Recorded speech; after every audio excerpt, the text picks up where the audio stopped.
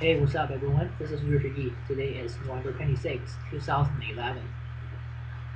There were quite a few events that happened in the market in the past 2 weeks, and I want to cover some of them today. So let's focus on European continent first. In the past 2 or 3 weeks, we see bond yields of those in-debt nations surging. For instance, first we have Italy bonds surging past its record high point, and now we have Spain bonds surging and all that kind of all kinds of surging. Well, what does that tell us? That tells us that the market is really worried about the how those country would those countries be able to pay back its debt basically. And investors should worry. They should feel cautious about lending money to those European nations because, after all, those nations has been running welfare schemes for over decades. They have generated unfunded liabilities, which will get much more serious in the future. So investors should worry, and that is what the market is telling those nations. The message is, you guys better get your financial house in order. Better stop your welfare scheme, better stop over-promising your citizens, and of course, that's also a message to those in that nation's citizens. You guys better change your mindsets about what you're entitled to, right? You're not entitled to free healthcare. Those aren't free. Those aren't your rights. You have to earn it.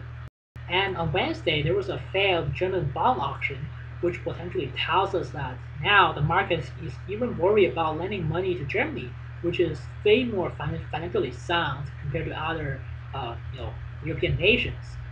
As long as the fundamental problem of Europe is not addressed, I mean, I don't see how the situation is going to turn around in the future. I mean, there's just going to be bailout after bailout.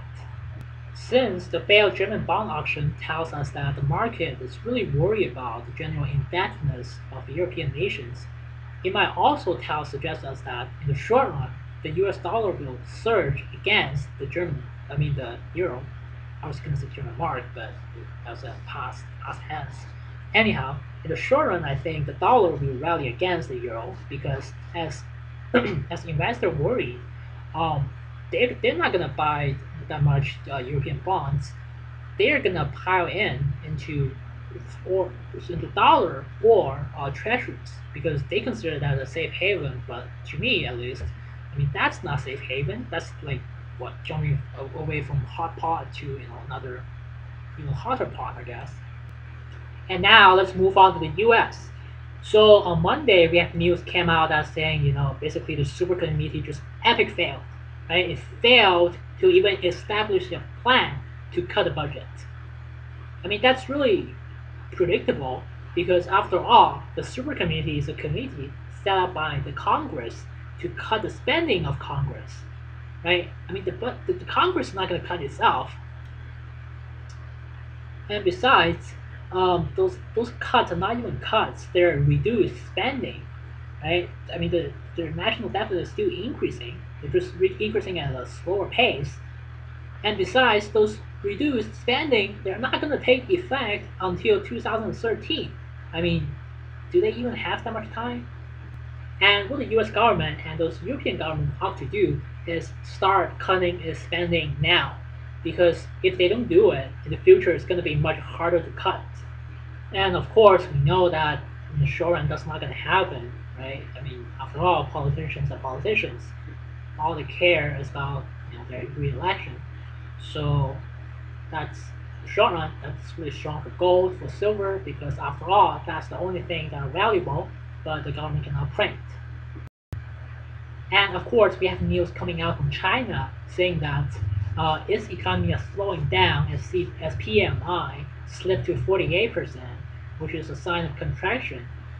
Well, why is that? Again, that's the direct result of government intervention, which for the first part of 2011, Chinese government contracted its money supply by raising the reserve requirements in an effort to cool down real estate. Of course, that's not the way to do it. The way you do it is, of course, liberate the land, let people freely trade land, and let the market value the land, right? However, that's not what we're gonna discuss here. We're gonna discuss here is why is it that how is it that contrasting money supply cost the Chinese economy to slow down. Of course, the businesses are harder to get access to funds, and therefore, really, the atmosphere of the business world in China is really pessimistic. You know, businessmen sense that the government is not really pro-business as before, and we see that many rich people, rich entrepreneurs, are fleeing China, are leaving China. So, I mean, that's not good, right? We shouldn't have a government to intervening in the economy and telling businessmen what they should expect.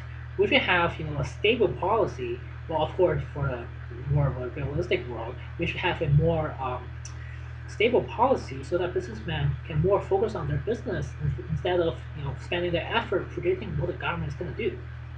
And I guess that is this for today. And thank you guys for watching.